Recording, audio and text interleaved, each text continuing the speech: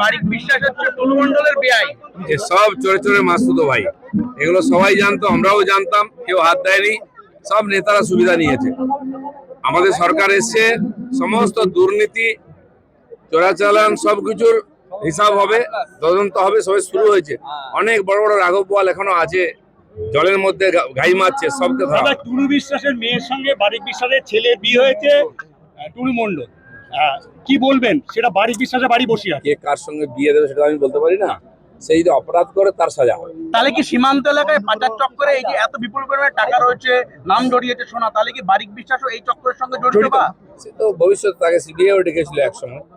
যার অপরাধের সঙ্গে লিঙ্ক থাকবে, কারোর সঙ্গে বিয়ে আত্মীয়তা করেছে বলে সে অপরাধী নয়, কিন্তু তদন্তে তার যদি মনে হয় দোষী তখন তার সাজা।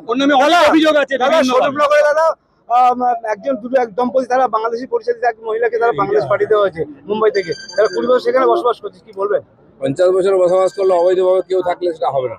20 বছর যদি কি হয়ে গেছে, তার কাছে বৈধ যদি সার্টিফিকেট না থাকে, অবৈধভাবে ঢুকেছে, তাকে বাংলাদেশে যেতে হবে।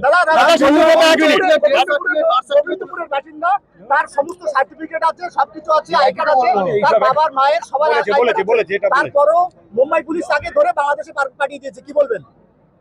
ওর কাছে থাকা যায়, বাবার থাকলে হবে না।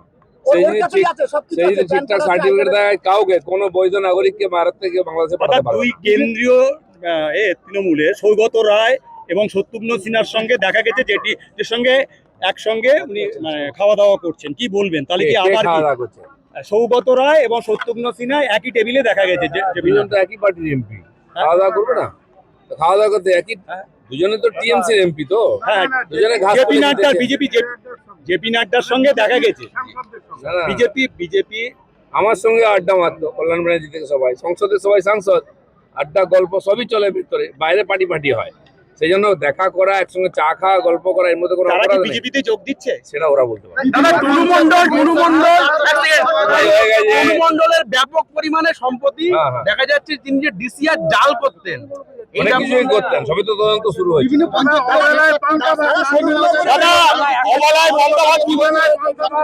সার্টিফিকেট নিয়ে অনেক জালিয়াতি হয়েছে, তাই তদন্ত হচ্ছে, সব তথ্য নিয়ে যাওয়া হয়েছে, সব বিচার করা হবে।